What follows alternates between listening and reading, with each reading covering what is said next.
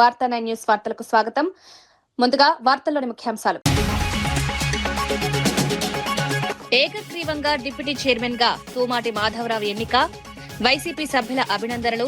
మండలి deputy chairman గా బాధ్యతలు చేపట్టిన తూమాటి అన్ని పార్టీలతో సమన్వయంతో పనిచేస్తారని వెల్లడి.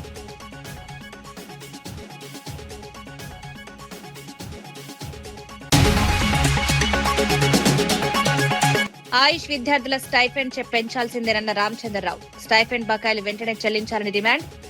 తెలంగాణలోని ఇవ్వాలని వెల్లడి. ఆయుష్ విద్యార్థుల సమస్యను లేవనెత్తుతానని వ్యాఖ్య.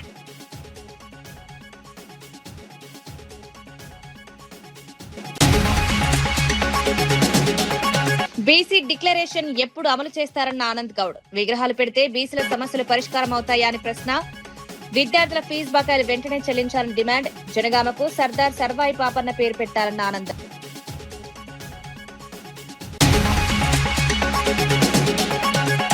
కాంగ్రెస్ వచ్చాక 50,000కు పైగా ఉద్యోగాలు భర్తీ చేస్తామన్న వివేక్. కోటపల్లిలో ఇంటిగ్రేటెడ్ స్కూల్ ఏర్పాటు చేస్తామని వెల్లడి. విద్య, వైద్యం, ఉపాధికే తొలి ప్రాధాన్యం. చెన్నూరులో 100 పడకల ఆసుపత్రి.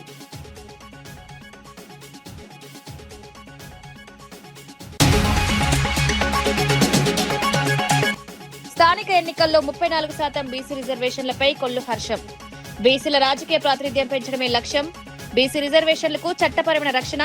34% రిజర్వేషన్లని కూటమి ప్రభుత్వ కీలక నిర్ణయం.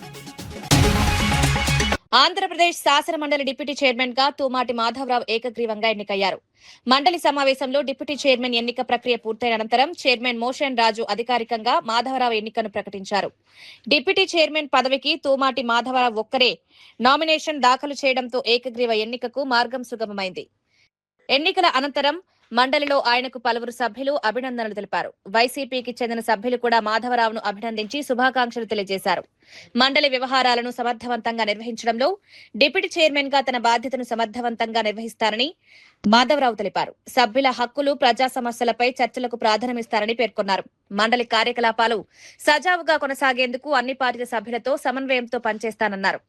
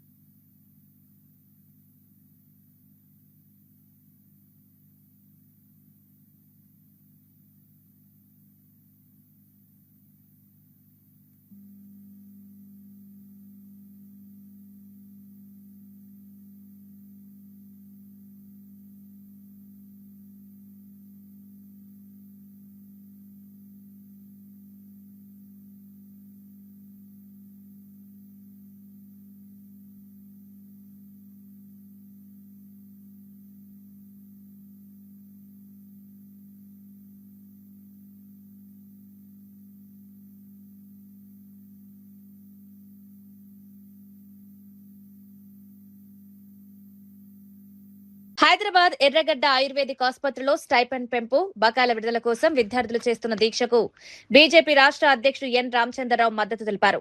విద్యార్థుల న్యాయమైన డిమాండ్లను ప్రభుత్వం వెంటనే పరిష్కరించాలని డిమాండ్ చేశారు. ఆంధ్రప్రదేశ్ లో ఆయుష్ విద్యార్థులకు అందుతున్న స్టైఫండ్ కు సమానంగా తెలంగాణలో కూడా పెంపు చేయాలని కోరారు. స్టైఫండ్ బకాయిలను వెంటనే విడుదల చేయాలని ప్రభుత్వాన్ని కోరారు. విద్యార్థులు తమ చదువుతో పాటు ఆసుపత్రుల్లో సేవలు అందిస్తున్నారని, వారి సమస్యలను ప్రభుత్వం నిర్లక్ష్యం చేయకూడదన్నారు. విద్యార్థుల ఆందోళనను ప్రభుత్వం సీరియస్ గా తీసుకోవాలని సూచించారు. రాబోయే అసెంబ్లీ సమావేశాల్లో ఈ అంశాన్ని ప్రస్తావించి ప్రభుత్వాన్ని నిలదీస్తామని రామచంద్రరావు స్పష్టం చేశారు. విద్యార్థుల సమస్యలను శాసనసభ దృష్టికి తీసుకువెళ్లి పరిష్కారం కోసం ఒత్తిడి తెస్తామన్నారు.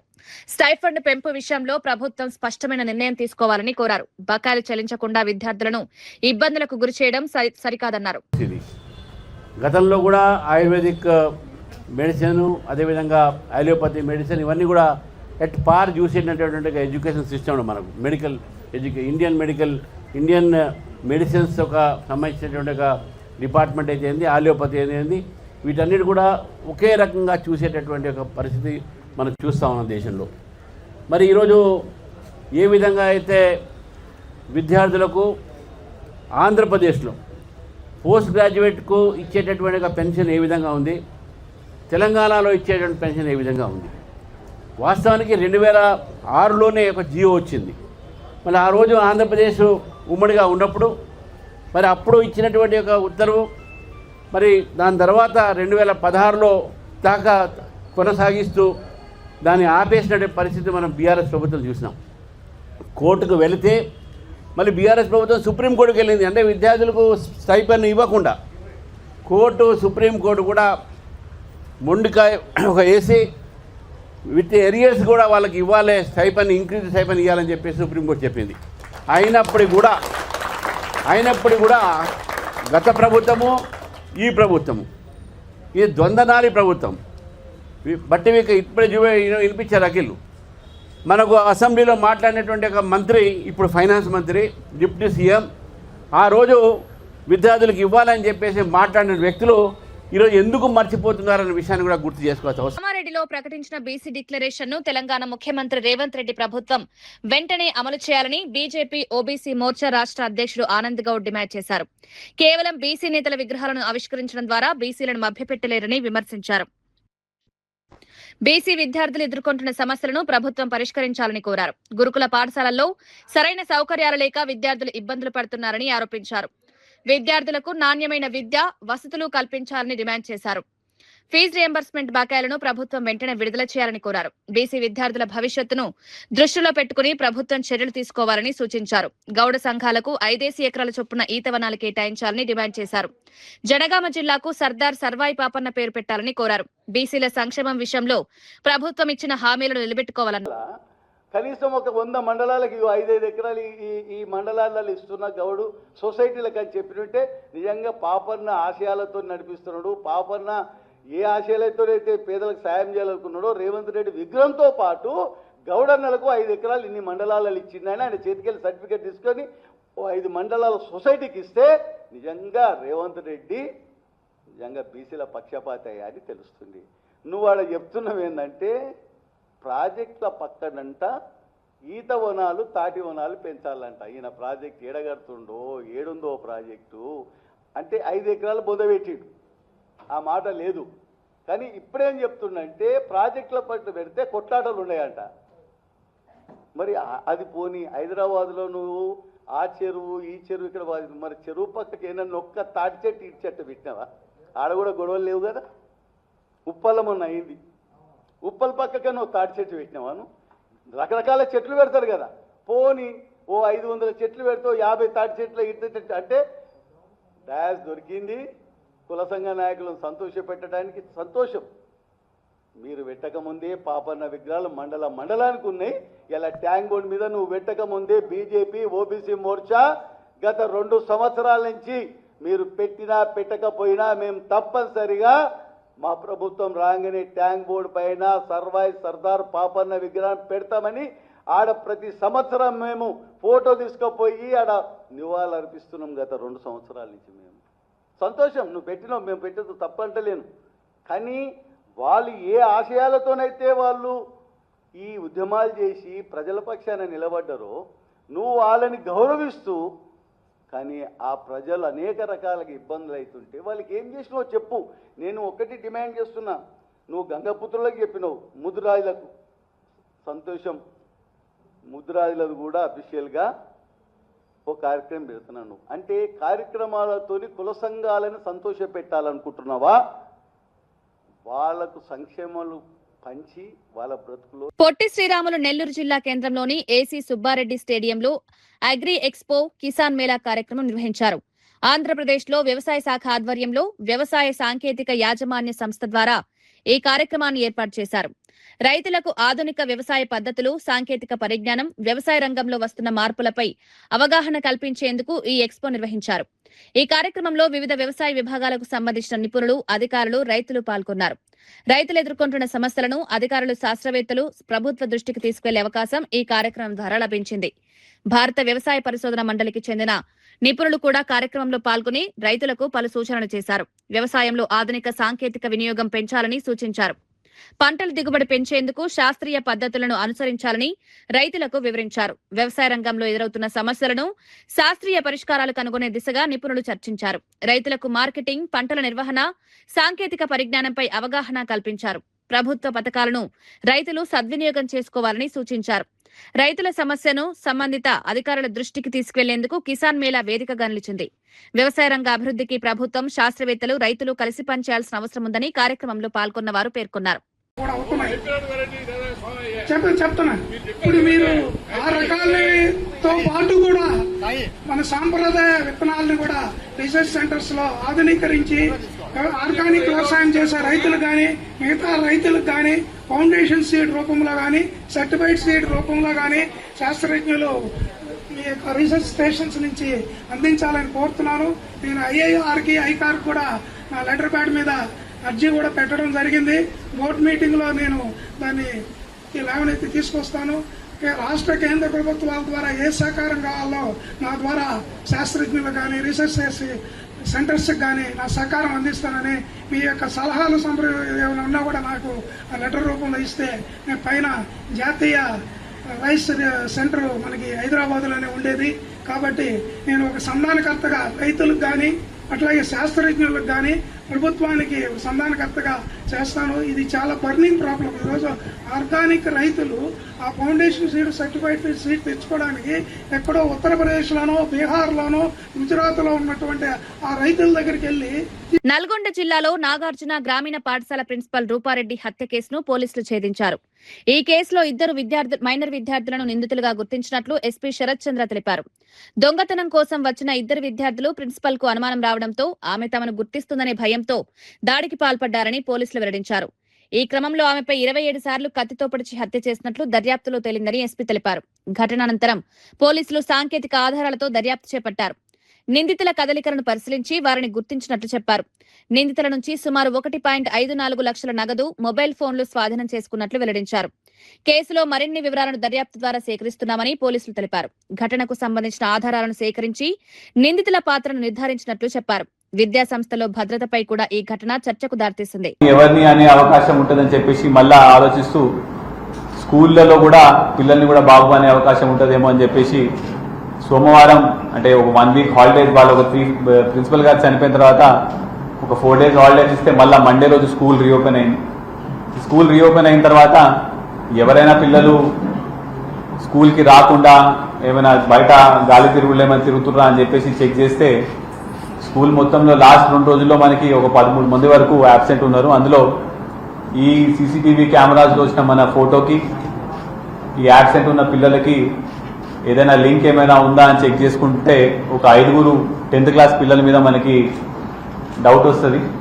అందులో కూడా వాళ్ళ గురించి మనం బ్యాక్గ్రౌండ్ వెరిఫికేషన్ చేసుకుంటూ ఉంటే ఒక 2 10th క్లాస్ పిల్లలు అదే స్కూల్లో చదువుతున్న పిల్లలు గత 2-3 రోజుల నుంచి కూడా డబ్బులు బాగా ఖర్చు పెడుతూ జనాలు వాళ్ళ ఫ్రెండ్స్లలో కూడా పార్టీలాగా ఇచ్చుకుంటూ ఎక్కువగా గాలి తిరుగుతున్నారని చెప్పి సమాచారం రాగానే వీళ్ళిద్దరి మీద మనకు సస్పిషన్ వచ్చి మనం వీళ్ళిద్దరిని వాళ్ళ పొద్దున మనం వాళ్ళని పట్టుకోవడం జరుగుతుంది. అయితే ఇందులో మనం పట్టుకున్నప్పుడు ఒక పర్సన్ అంటే వీళ్ళందరూ మైనర్స్ కాబట్టి వాళ్ళ పేర్లు మేము చెప్పలేము. అందులో JCL1, JCL2, JCL1 దగ్గర మనం 1,54,000 వరకు క్యాష్ ఆయన దగ్గర దొరుకుతుంది. ఒక చిన్న ఐఫోన్ కూడా ఉంటుంది. ఈ క్యాష్ ఎక్కడి నుంచి వచ్చిందని అడిగే క్రమంలో కూడా నాకు నా తల్లిదండ్రులు ఇచ్చినారని చెప్తారు. కాకపోతే ఆ క్యాష్ మీద రక్తపు మరకలు ఉంటాయి. ఆ రక్తం కూడా మనము చూస్తే హ్యూమన్ బ్లడ్, ఎమ్మటే ల్యాబ్కి పంపిస్తే హ్యూమన్ బ్లడ్ అని చెప్పడం జరిగింది. అయితే దాని తర్వాత మళ్ళా ఇంట్రాగేషన్లో వాళ్ళిద్దరూ కక్ష పెట్టుకొని రూపారెడ్డిని ప్లాన్ వేసి మర్డర్ చేసినట్టు కన్ఫెస్ చేసినారు. అయితే దీనికి ముఖ్య కారణం ఏంటంటే నాగర్ కర్నూలు జిల్లాలోని పలు హాస్టళ్లలో ఫుడ్ కమిషన్ అధికారులు ఆకస్మిక తనిఖీలు నిర్వహించారు. పేద విద్యార్థులకు నాణ్యమైన పోషకాలతో కూడిన ఆహారం అందుతుందా లేదా అనే అంశాన్ని అధికారులు పరిశీలించారు. హాస్టళ్లలో వంటగదులు, ఆహార పదార్థాల నిల్వ, వంట విధానం, భోజన నాణ్యత వంటి అంశాలను తనిఖీ చేశారు. విద్యార్థుల ఆరోగ్యానికి ఎలాంటి ఇబ్బందులు కలగకుండా ఆహార నాణ్యతపై ప్రత్యేక శ్రద్ధ వహించాలని అధికారులను ఆదేశించారు. హాస్టల్ నిర్వాహకులు విధుల పట్ల నిర్లక్ష్యం వహిస్తే కఠిన చర్యలు తప్పవని హెచ్చరించారు. విద్యార్థులకు అందించే భోజనంలో నాణ్యతా ప్రమాణాలు తప్పనిసరిగా పాటించాలని సూచించారు. ఆహార పదార్థాలను పరిశుభ్రమైన వాతావరణంలో నిల్వ చేయాలని చెప్పారు. విద్యార్థుల ఆరోగ్య పరిస్థితిని ఎప్పటికప్పుడు పర్యవేక్షించాలని అధికారులకు సూచించారు. హాస్టళ్లలో పారిశుద్ధ్యం, తాగునీరు, వంటగది పరిశుభ్రతపై కూడా దృష్టి పెట్టాలని ఆదేశించారు. పేద విద్యార్థులకు ప్రభుత్వం అందిస్తున్న వసతుల్లో ఎలాంటి లోపాలు లేకుండా చూడాలని పేర్కొన్నారు. విద్యార్థుల నుంచి కూడా ఆహారం, వస్తువులపై వివరాలు తెలుసుకునే ప్రయత్నం చేశారు. హాస్టళ్లలో నాణ్యమైన భోజనం అందించడంలో అధికారుల నిరంతరం పర్యవేక్షణ కొనసాగించాలని సూచించారు. ఇప్పటికి మాత్రం నేను మిమ్మల్ని అందరినీ మెచ్చుకోకుండా ఉండలేదు. 50% చేంజెస్ వచ్చినాయి. చాలా బాగా అప్పటికి ఇప్పటికి చాలా సక్సెస్ అయింది. ఇంకా 100% ఆహార భద్రతా వ్యవస్థని ఇక్కడ మనం అమలు చేయాల్సిన అవసరం ఉంది. ఎందుకంటే ఉప్పు పిడికిళ్ళు, ఇనుప కండరాలు, దృఢ సంకల్పం గల యువతే ఈ దేశానికి అవసరం అన్నారు స్వామి వివేకానంద. మరి అలాంటి యువతని మనం దేశానికి అందించినప్పుడే మనం అన్ని దేశాలతో పోటీపడి అభివృద్ధిలో ముందుకు పోతాం. ముందుకు పోవాలంటే మనం యువతను ప్రోత్సహించాల్సిందే. వాళ్ళు యువత పర్ఫెక్ట్ గా ఉండాలంటే వాళ్ళ ఆరోగ్య స్థితిగతుల మీద వాళ్ళదంతా ఆధారపడి ఉంటుంది కనుక పోషక విలువలతో కూడిన ఆహారాన్ని మనం అందించాల్సిందే. దానికి మనందరం పాటుపడాల్సిందే, మన వంతు పాత్ర ప్రోత్సహించాల్సిందే.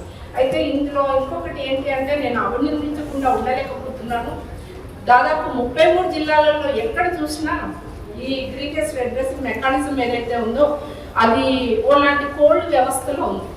నిజంగా చెప్పాలంటే దాన్ని కదిలించిన వాళ్ళు ఎవరు లేరు. ఎక్కడైతే ఏ జిల్లాకి వెళ్ళినా నేను ఏమైనా మీకు కంప్లైంట్స్ వస్తున్నాయేమన్నా, ఏం లేవు మేడం, ఏం రాలేదు మేడం. కొన్ని ప్రజావాణిలో వచ్చిన ఏమన్నా తీసుకున్నారంటే లేదు మేడం, మాకు ఏం రాలేదు, మరి బాగుంది మేడం, ఇక్కడ క్లియర్గా ఉంది అనేవాళ్ళు. కానీ నాగర్ కర్నూలు జిల్లాలో ఈరోజు DGRO గారిని తప్పకుండా అభినందించాల్సింది. 67 కేసులు వచ్చినాయని చెప్పారు. ఎక్కడ ఏమి వచ్చినాయి, ఏ ఊళ్ళో ఎన్ని ఉన్నాయి, ఎన్ని డిస్పోజల్ చేశారు అనేసి ఒక రిటర్న్ లో మాకు పెట్టిన ఏకైక వ్యక్తి DGRO గారు ఎవరైనా ఉన్నారంటే 33 డిస్ట్రిక్ట్స్ లో ఈ DGR. అందుకే మీరందరూ అభినందించాల్సిందే, తప్పట్టుకోవాలి. తెలంగాణలో 22A నిషేధిత జాబితాలో భూముల చేర్పుపై మాజీ మంత్రి ఎమ్మెల్యే సబితా ఇంద్రారెడ్డి తీవ్ర ఆరోపణలు చేశారు. ముఖ్యమంత్రి రేవంత్ రెడ్డికి అన్నీ తెలిసే భూములను 22A జాబితాలో చేర్చారని ఆరోపించారు. కాలనీల్లో అక్కడక్కడా మిగిలిపోయిన ఎకరం, 2 ఎకరాలు, 5 ఎకరాల భూములను కబ్జా చేయడమే లక్ష్యంగా ఈ చర్యలు జరుగుతున్నాయని విమర్శించారు. అసైన్డ్ భూముల యజమానులను భయపెట్టి అగ్రిమెంట్లు చేసుకుంటున్నారని ఆరోపించారు. వక్ఫ్ బోర్డు, దేవాలయ భూములపై కూడా అక్రమాలకు పాల్పడుతున్నారని అన్నారు. ఇంత పెద్ద స్థాయిలో రెవెన్యూ శాఖ నిర్ణయాలు తీసుకుంటున్నప్పుడు ముఖ్యమంత్రి, సంబంధిత మంత్రి తెలియకుండా జరిగే అవకాశం లేదని ప్రశ్నించారు. ఇప్పుడు మొత్తం వ్యవహారాన్ని అధికారులపైకి నెట్టే ప్రయత్నం జరుగుతోందని ఆరోపించారు. భూముల యజమానులు రిజిస్ట్రేషన్ల కోసం కార్యాలయాల చుట్టూ తిరుగుతున్నారని తెలిపారు. నిషేధిత జాబితాలో భూములు చేర్చే ముందు పూర్తిస్థాయి పరిశీలన చేయాలని డిమాండ్ చేశారు. నిజమైన భూ యజమానులకు న్యాయం చేయాలని కోరారు. చేస్తున్నది వాస్తవంగా అర్థమైంది. అంటే చాలా చాలా కలెక్టర్ ఆఫీస్ పోతే మొత్తం వీళ్ళే ఉంటారు, మీరు అన్నట్టు వీళ్ళే ఉంటారు. ఇది ఒకటైతే మా దగ్గర ఇంకొకటి కూడా నడుస్తుందండి దందా. అసైన్ ల్యాండ్స్ భయపెట్టించో ఏదో చేసి ఇంకా మీకు ఏది రాదు మీరు ఇచ్చేసేయండి అని చెప్పేసి అసైన్ ల్యాండ్స్ అన్ని అగ్రిమెంట్లు చేసేసుకున్నారు. మహేశ్వరం కందుకూరులో చూస్తే ఒక్కసారి కళ్ళు వెనక్కి తిరిగి చూస్తే ఎక్కడ కూడా ల్యాండ్ లేకుండా మొత్తం అగ్రిమెంట్ల మీద వెళ్ళిపోయింది. ల్యాండ్ అంతా కూడా పోయింది. మరి ఎట్లా చేసుకుంటారో తెలీదు. అసైన్ ల్యాండ్స్ అనేది తీసేసుకుంటున్నారు. వక్ఫ్ బోర్డ్ ల్యాండ్స్ అసలు అవి లేవు, ఆ వక్ఫ్ బోర్డ్ ల్యాండ్స్ తీసేసుకుంటారు. దేవాదాయ భూములు అసలు ఎట్లా అంటే ఒక డేగల్లాగా పడిపోతూ ఉన్నారు. భూములు ఎక్కడుంటే అక్కడ అవి సరిపోవని ఇప్పుడు కాలనీలో హైదరాబాద్ సిటీలో ఒక నాట్ ఓన్లీ నా ఒక్క కాన్స్టిట్యున్సే కాదు, ఇబ్రాహీంపట్నం కానివ్వండి, ఎల్బీ నగర్ కానివ్వండి, పట్టంచెరు ఏరియాలో కానివ్వండి, ఈ సరౌండింగ్స్లో అంతా కూడా మొత్తం కూడా ఈ కాలనీస్లో వాళ్ళందరూ కూడా 22A పెట్టడంతో ఒక భయాందోళనతో నిద్రలేని రాత్రులు గడుపుతున్నారు. మీరు 100% ముఖ్యమంత్రి గారు చెప్పినట్టు ఏదో నామకే వస్తే 2 రోజులలో చేస్తాం తెలీదా వీళ్ళకు? పెట్టినప్పుడు ప్రభుత్వంలో ఒక పెద్ద నిర్ణయం తీసుకుంటున్నప్పుడు ముఖ్యమంత్రి గారికి బాధ్యత ఉండదా? ఏదో రెవెన్యూ మినిస్టర్ మీద దోసేసి, రెవెన్యూ మినిస్టర్ అధికారుల మీద దోసేస్తే ఇదేం పాలన, ఇదేం ప్రభుత్వము? ఎవరికి ఎవరు జవాబుదారీగా ఉన్నారు? ఎవరిని సఫర్ చేస్తున్నారు మీరు? అల్టిమేట్గా ప్రజలను ఇబ్బంది పెడతా ఉన్నారు. ఒక రెవెన్యూ డిపార్ట్మెంట్లో కొన్ని పెద్ద నిర్ణయం తీసుకున్నారు, ముఖ్యమంత్రి గారికి పాత్ర ఉండదా? 100% ఉంటుంది. ముఖ్యమంత్రి గారి నోటీసులో లేకుండా ఇది పెట్టనే లేదు, మంత్రి గారి నోటీసులో లేకుండా అధికారులు ఇది పెట్టరు. ఖచ్చితంగా ప్రభుత్వం నుండి డైరెక్షన్ ఉంటుంది కాబట్టి ఇది చేసి ఉన్నారు. కానీ ఎవరిని ఇబ్బంది పెడుతున్నది ఇప్పటికైనా ఆలోచించుకోవాలి. అదేదో తప్పు జరిగిపోయింది క్షమించండి అంటే అంత ఈజీగా అయ్యేది కాదు. ఎంతమంది బాధపడి ఉంటారు? ఎన్ని నిద్రలేని రాత్రులు 3-4 నెలల నుండి నడుస్తుంది ఇది. ఈ 1 వీక్ నుండి కాదు, 3-4 నెలల నుండి ఎవరంతలో వాళ్ళు సఫర్ అయిపోయి ఎక్కడంటే అక్కడ పోయి ఎవరికి దండం పెట్టాలో ఏం చేయాలో అర్థం కాని పరిస్థితులలో తిరుగుతున్న సందర్భం చూస్తున్నాం. అందరు కూడా మేమేం చేస్తామంటే పాపం మేడం దగ్గరికి పోతే ఏమవుతుంది, 22A కదా, అధికారుల దగ్గర పోదాం, ఏం చేద్దామో, దండం పెడదాం, పోదాం. కొంతమంది మధ్యలో బ్రోకర్లు కొంతమంది తిరుగుతున్నారు. ఇదంతా వాస్తవం జరుగుతూ ఉంది. ఇప్పుడు ఏమీ తెలియనట్టు 2 రోజులలో క్లియర్ చేయాలని ముఖ్యమంత్రి గారు చెప్పి వెళ్ళిపోయినారు. ఫ్లైట్ ఎక్కి వెళ్ళిపోయింది. మళ్ళీ 20 రోజుల దాకా రాడైనా. కానీ ఇక్కడ బాధపడేది ఎవరు? ఖచ్చితంగా సామాన్యులు బాధపడుతున్నారు. మా కాలనీలలో అయితే 200 గజాలు, 300 గజాలు, 150 గజాలలో ఇండ్లు కట్టుకొని ఉన్న వాళ్ళే ఉన్నారు. కానీ మీకు కూడా నా రిక్వెస్ట్ ఏంటంటే ఎక్కడ కూడా భయపడకండి. ఖచ్చితంగా మీ తరఫున ఫైట్ చేయడానికి కేసీఆర్ గారి నాయకత్వంలో పెద్దలు హరీష్ రావు గారు ఇప్పుడు ఏదో చెప్తున్నారో మీకు భరోసా ఇచ్చే ప్రయత్నం. కానీ దాని వెనకాల ఏం జరుగుతుందని కనీసం మతలబ్ తీయండి. మీరు అనుకుంటే ఖచ్చితంగా తీస్తారు. ఎందుకు పెట్టారు ఇన్ని రోజులు? యాదాద్రి భువనగిరి జిల్లాలో పెండింగ్ లో ఉన్న సాగునీటి ప్రాజెక్టులకు నిధులు విడుదల చేయాలని డిమాండ్ చేస్తూ పాదయాత్ర చేపట్టనున్నట్లు సిపిఎం రాష్ట్ర కమిటీ సభ్యుడు కొండమడుగు నరసింహ తెలిపారు. జిల్లా ఏర్పడి దశాబ్దం పూర్తవుతున్నా ఒక్క సాగునీటి ప్రాజెక్టు కూడా పూర్తి స్థాయిలో పురోగతి సాధించలేదని విమర్శించారు. బస్వాపురం, గంధమల్ల, చర్లగూడెం వంటి బహుళార్థ సాధక ప్రాజెక్టులు నిధుల కొరతతో ఏళ్లుగా పెండింగ్ లో ఉన్నాయని తెలిపారు. ఈ ప్రాజెక్టులకు వెంటనే నిధులు విడుదల చేసి పనులు పూర్తి చేయాలని డిమాండ్ చేశారు. బునాదిగాని కాల్వ, ధర్మారెడ్డిపల్లి, పిల్లాయిపల్లి కాలువల పనులకు కూడా నిధులు కేటాయించాలని కోరారు. ప్రాజెక్టుల కోసం భూములు కోల్పోయిన నిర్వాసితులకు నష్టపరిహారం చెల్లించాలని డిమాండ్ చేశారు. ఈ నెల 29, 30, 31 తేదీల్లో భువనగిరి నుంచి హైదరాబాద్ లోని ఇందిరా పార్క్, ధర్నా చౌక్ వరకు పాదయాత్ర నిర్వహిస్తామన్నారు. 31వ తేదీన ఇందిరా పార్క్ వద్ద భారీ మహాధర్నా నిర్వహించనున్నట్లు తెలిపారు. అందుకనే ప్రజలు, రైతులు, వ్యవసాయ కూలీలు, వృత్తిదారులు పెద్ద ఎత్తున పాల్గొని ఈ కార్యక్రమాన్ని జయప్రదం చేయాలని కోరుతా ఉన్నాం. గత పాలకులు కానీ ఈ పాలకులు కానీ ప్రజల్ని మోసం చేస్తూ ఉన్నారు, హామీలు ఇస్తున్నారు, కానీ అమలు చేసే పరిస్థితులు లేదు. కేసీఆర్ ప్రభుత్వం గతంలో కొన్ని ప్రాజెక్టులు యాదాద్రి జిల్లాలో ప్రారంభించాడు. ఇందులో ప్రధానమైనది బస్వాపురం రిజర్వాయర్కి సంబంధించి, అదేవిధంగా మునుగోడు ప్రాంతానికి కీలకమైన ప్రాజెక్టు కూడా ప్రభుత్వం ఆ రోజు తీసుకున్న శివన్నగూడెం సంబంధించిన ప్రాజెక్టు, అదేవిధంగా ఈ మధ్య కాలంలో గంధమల్ల ప్రాజెక్టు, ఈ 3 ప్రధాన ప్రాజెక్టులు యాదాద్రి జిల్లాకు రైతాంగానికి సాగునీరుకు ఉపయోగపడే ప్రాజెక్టులు ఉన్నాయి. అదేవిధంగా చిన్ననీటి కాలువలు, పోచంపల్లిలో ప్రధానమైన కాలువ పిలాయిపల్లి కాలువ, ఈ కాలువ కూడా పూర్తి స్థాయిలో పూర్తి కాలేదు. ఇంకా నష్టపరిహారం రైతులకు రావాల్సి ఉంది, వెడల్పు చేయవలసి ఉంది, నీళ్లు అందించవలసి ఉన్నది. ఈ నీళ్లు సరిగ్గా అందించే పరిస్థితిలో కూడా ప్రభుత్వం లేని పరిస్థితి ఉంది. ఈ ప్రాంతం దోతిగూడెం కానీ, జుబ్లక్పల్లి కానీ, అంతమ్మగూడెం కానీ మొత్తం ఈ ప్రాంతంలో సుక్క నీరు లేని పరిస్థితి ఉంది. అందుకని మూసీ జలాలు కూడా ఈ ప్రాంతానికి తీసుకురావడానికి ప్రయత్నం చేయాలి. పోచంపల్లి, మూసీ విషకాలుష్యం నుంచి కడప జిల్లా బ్రహ్మంగారి మఠం మండలం కమ్మవారిపల్లిలో భూ వివాదం రాజకీయ రంగు పులుముకుంది. తమ పూర్వీకుల భూమిని రాజకీయ కక్షలతో ఆక్రమించుకునేందుకు ప్రయత్నాలు జరుగుతున్నాయని ముద్దు కృష్ణమనాయుడు ఆరోపించారు. దిరసవంచ రెవెన్యూ పరిధిలోని సర్వే నెంబర్లు 818, 819లో ఉన్న భూములపై వివాదం కొనసాగుతోందన్నారు. గత 4 తరాలుగా తమ కుటుంబానికి చెందిన 14 మంది భౌతిక కాయాలను ఖననం చేసిన స్థలాన్ని కూడా ఆక్రమించేందుకు ప్రయత్నిస్తున్నారని ఆరోపించారు. ప్రత్యర్థులు తమపై ఆరోపణలు చేస్తున్నారని, అయితే వారి వద్ద ఉన్న పత్రాలపై కూడా అనుమానాలున్నాయన్నారు. కొమ్మినేని మాధవ నకిలీ డీకేటీ పత్రాలు సృష్టించారని ఆరోపించారు. మాదాల సుబ్బయ్య ఆర్ఎస్ఆర్ పత్రాలను ట్యాంపర్ చేసి భూమి విస్తీర్ణాన్ని మార్చారని పేర్కొన్నారు. ఈ ఆరోపణలకు సంబంధించిన ఆధారాలు తమ వద్ద ఉన్నాయన్నారు. తమపై ఏదైనా తప్పు ఉన్నట్లు నిరూపిస్తే ఎలాంటి విచారణకైనా సిద్ధంగా ఉన్నామని ముద్దు కృష్ణమనాయుడు స్పష్టం చేశారు. నిరాధార ఆరోపణలు చేస్తే బాధ్యులపై చట్టపరమైన చర్యలు తీసుకుంటామని హెచ్చరించారు. భూ వివాదాన్ని రాజకీయ కక్షలతో కాకుండా చట్టపరమైన ఆధారాలతో పరిష్కరించాలని కోరారు. కోర్టు క్వాస్ వేసుకొని నా మీద పెట్టిన అక్రమ కేసు అని చెప్పి నేను స్టే తెచ్చుకోవడం జరిగింది. తర్వాత 2019 వరకు ఎవరు భూముల్లో వాళ్ళు ఉన్నారో, ఎవరి దాంట్లో వాళ్ళు ఉన్నారో బాగానే ఉంది. అప్పటి వరకు మా పెద్దోళ్ళు ఉన్న మా అన్నగారి సమాధులు కూడా ఉన్నాయి. అక్కడ సమాధులను మన హిందూ సాంప్రదాయంలో ఎంత దేవాలయాల కంటే గొప్పగా భావించే చనిపోయిన వాటిని కూడా వదలలేదు ఈ దుర్మార్గులు. చనిపోయిన వారిని కూడా వదలకుండా వాళ్ళ ఆనవాళ్ళు కూడా లేకుండా, చివరి జ్ఞాపకార్థాలు కూడా లేకుండా చేసిండ్రు. దానికి మేము అప్పట్లో న్యాయ పోరాటం చేసి ఆ సమాధి పగలగొట్టింది వాస్తవమేననేసి గౌరవ కోర్టు నుంచి తీసుకొచ్చి కేసు కట్టేయడం జరిగింది. దగ్గర 100 సంవత్సరాల అటు ఇటుగా ఎప్పటి నుంచి కూడా వాళ్ళ భూములు వాళ్లకు, మా భూములు మాకు ఉన్నాయి. అక్కడ రోడ్డు దక్షిణం వైపున వాళ్ళు సాగు చేసుకుంటున్నారు, ఉత్తరం వైపున మేము చేసుకుంటున్నాం.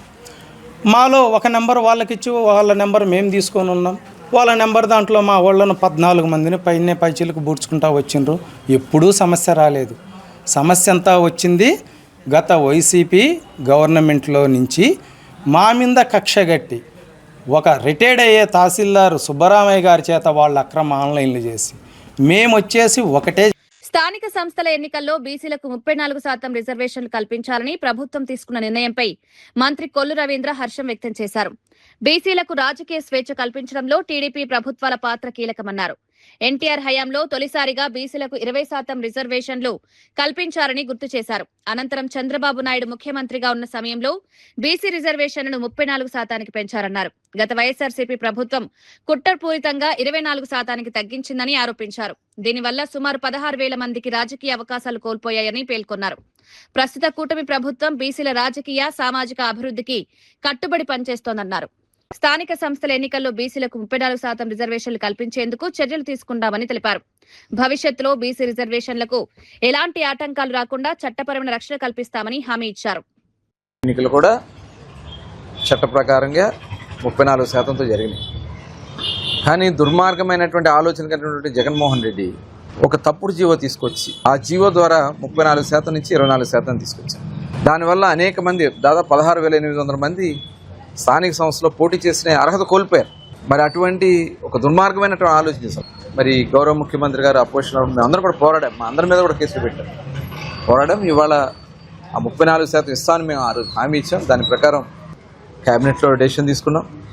నిన్న అసెంబ్లీలో కూడా ఏకగ్రీవంగా తీర్మానం చేశాం.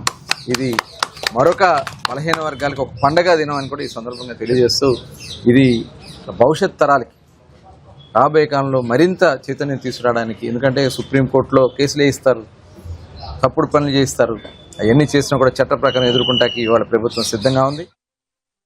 సైబర్ నేరస్తులు చేసిన ₹1 కోటి మోసాన్ని సైబరాబాద్ పోలీసులు కేవలం 10 రోజుల్లో ఛేదించారు. బాధితుడి నుంచి మోసపూరితంగా బదిలీ అయిన మొత్తం ₹1 కోటి తిరిగిప్పించారు. ఓ చీరల వ్యాపారి పేరుతో నకిలీ వాట్సాప్ సందేశాన్ని అతని అకౌంటెంట్ కు పంపిన సైబర్ నేరస్తులు అత్యవసరంగా డబ్బు పంపించాలని నమ్మించారు. దీంతో అకౌంటెంట్ ₹1 కోటి మరో బ్యాంకు ఖాతాకు బదిలీ చేశారు. విషయం తెలుసుకున్న బాధితుడు పోలీసులను ఆశ్రయించడంతో సైబరాబాద్ సైబర్ క్రైమ్ పోలీసు దర్యాప్తు ప్రారంభించారు. సాంకేతిక ఆధారాలను పరిశీలించిన పోలీసులు ఉత్తరప్రదేశ్లోని లక్నోకు చెందిన దీపక్ కుమార్ ను అరెస్ట్ చేశారు. అతని నుంచి కీలక వివరాలు సేకరించారు. నేరస్తులు ఉపయోగించిన బ్యాంకు ఖాతాలు, డిజిటల్ లావాదేవీలను పోలీసులు పరిశీలించారు. వేగంగా దర్యాప్తు చేసి బాధితుడి మొత్తం డబ్బును తిరిగి ఇప్పించారు. వాట్సాప్ లో కనిపించే పేరు, ప్రొఫైల్ ఫోటో ఆధారంగా మాత్రమే వ్యక్తిని నమ్మి డబ్బులు బదిలీ చేయవద్దని సైబరాబాద్ సిపి రమేష్ సూచించారు. గుర్తు తెలియని వ్యక్తులు పంపే ఏపీకా ఫైళ్లను ఇన్స్టాల్ చేయొద్దని హెచ్చరించారు. అనుమానాస్పద లింకులు, సందేశాల విషయంలో అప్రమత్తంగా ఉండాలని సూచించారు. ఓటీపీలన్నీ వాళ్ళ ఫోన్లోకి వచ్చిన తర్వాత వాటిని ఆపరేట్ చేసి మనీని డైవర్ట్ చేయడం, అప్రమత్తంగా ఉన్నప్పుడు ఇమీడియట్గా సైబర్ క్రైమ్ పోలీసుల సూచన మేరకు సైబరాబాద్లో ఆ బ్యాంక్ అకౌంట్ని 24 గంటల్లోపే మన అధీనంలోకి తెచ్చుకోవడం జరిగింది. సైబరాబాద్ పోలీసులు డీసీపీ గారి ఆధ్వర్యంలో 100% రికవరీ చేయడం జరిగింది. ఇది మన భారతదేశంలోనే one of the very fewest cases. మాది ఒక సారీ కంపెనీ ఉంది. దాంట్లో నుంచి మా అకౌంటెంట్కు మా ఎండి గారు మెసేజ్ పంపించినట్టు ఒక మెసేజ్ వచ్చి అర్జెంటుగా ట్రాన్స్ఫర్ చేయమని చెప్పి అకౌంట్ నెంబర్ పంపించారు. మా అకౌంటెంట్ కొంచెం కన్ఫ్యూజ్ అయిపోయి ఆ డబ్బులు పంపించారు. మేము అది మాకు మెసేజ్ రాగానే తెలియగానే ఇమీడియట్ సైబర్ క్రైమ్ అప్రోచ్ అయ్యాము. కేసు పెట్టగానే మాకు సార్ వాళ్ళంతా సపోర్ట్ చేసి మా డబ్బు రికవరీ చేయించారు. ఏపీకే ఫైల్ ఏదో మా అకౌంటెంట్కి పంపించిండ్రు. తెలియక తను అది క్లిక్ చేశాడు. క్లిక్ చేయగానే తన ఫోను వాళ్ళ కంట్రోల్లోకి వెళ్ళిపోయింది. సో మేము పంపినట్టు మెసేజెస్ వస్తున్నాయి ఆయనకి. యాక్చువల్లీ మాకేం సంబంధం, అంటే మా కనెక్షన్ లేదు, కానీ తనకి మాత్రం మేము పంపిస్తున్నట్టు వచ్చినాయి మెసేజెస్. రాష్ట్రంలో కాంగ్రెస్ ప్రభుత్వం అధికారంలోకి వచ్చిన తర్వాత ఇప్పటి వరకు 50,000కు పైగా ఉద్యోగాలు భర్తీ చేస్తామని మంత్రి వివేక్ తెలిపారు. మంచిర్యాల జిల్లా కోటపల్లి మోడల్ స్కూల్లో 50 లక్షల రూపాయల అభివృద్ధి పనులకు శంకుస్థాపన చేశారు. విద్యార్థులకు మెరుగైన విద్యా వసతులు కల్పించేందుకు ప్రభుత్వం చర్యలు తీసుకుంటోందన్నారు. కోటపల్లిలో ఇంటిగ్రేటెడ్ స్కూల్ ఏర్పాటు చేసే ప్రణాళిక ఉందని వెల్లడించారు. గ్రామీణ ప్రాంతాల్లోని విద్యార్థులకు నాణ్యమైన విద్య అందుబాటులోకి తీసుకురావడమే ప్రభుత్వ లక్ష్యమన్నారు. పాఠశాలల్లో మౌలిక వసతులను మెరుగుపరచడానికి అవసరమైన నిధులు కేటాయిస్తున్నామన్నారు. విద్యతో పాటు గ్రామీణ ప్రాంతాల్లో వైద్య సదుపాయాలను కూడా పెంచుతున్నామని తెలిపారు. చెన్నూరులో 100 పడకల ఆసుపత్రిని ఏర్పాటు చేశామని, త్వరలోనే దాన్ని ప్రారంభిస్తామని వెల్లడించారు. గ్రామీణ ప్రాంత ప్రజలు మెరుగైన వైద్యం కోసం దూర ప్రాంతాలకు వెళ్లాల్సిన అవసరం లేకుండా చర్యలు తీసుకుంటున్నామన్నారు. అభివృద్ధి పనులను వేగంగా పూర్తి చేయాలని అధికారులకు సూచించారు. నేను మా డిఎంఎఫ్టీ కింద మీకు నిధులు శాంక్షన్ చేస్తాను. అందరూ హాస్పిటల్ పోవాలంటే ఇంతకుముందు కరీంనగర్ మంచిర్యాల పోతుండే, కానీ ఇప్పుడు మనము 50 బెడెడ్ హాస్పిటల్ ఫుల్ అయింది. ఇక్కడ 100 బెడెడ్ హాస్పిటల్ ఇప్పుడే కలెక్టర్ గారు చెప్తున్నాను. మన గవర్నమెంట్ హాస్పిటల్లో మంచి ట్రీట్మెంట్, ఫ్రీ ట్రీట్మెంట్ మీకు వస్తుంది. సో మీరు ఇక్కడ మంచిగా ట్రీట్మెంట్ తీసుకోండి. చెన్నూరులో ఏమేం ఫెసిలిటీస్ కావాలో అన్ని కూడా మనమే గవర్నమెంట్ తరఫు నుంచి కల్పించి మనము చెన్నూరు నియోజకవర్గాన్ని అభివృద్ధి బాటలో తీసుకుపోతానని చెప్పి మీ అందరికీ మాటిస్తూ ముగిస్తున్నాను.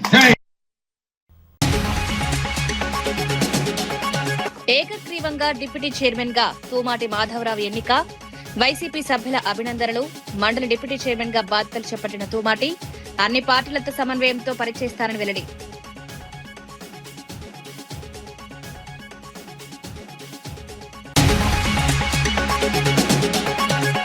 ఆయుష్ విద్యార్థుల స్టైఫెండ్ పెంచాల్సిందేనన్న రామచంద్రరావు. స్టైఫెండ్ బకాయిలు వెంటనే చెల్లించాలని డిమాండ్.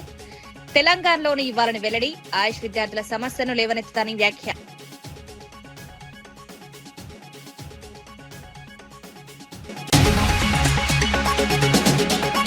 బీసీ డిక్లరేషన్ ఎప్పుడు అమలు చేస్తారన్న ఆనంద్ గౌడ్. విగ్రహాలు పెడితే బీసీల సమస్యలు పరిష్కారం అవుతాయా అని ప్రశ్న.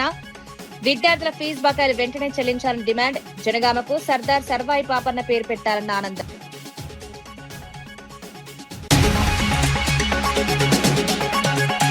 కాంగ్రెస్ వచ్చాక 50,000కు పైగా ఉద్యోగాలు భర్తీ చేస్తామన్న వివేక్. కోటపల్లిలో ఇంటిగ్రేటెడ్ స్కూల్ ఏర్పాటు చేస్తామని వెల్లడి. విద్య, వైద్యం, ఉపాధికే తొలి ప్రాధాన్యం. చెన్నూరులో 100 పడకల ఆసుపత్రి.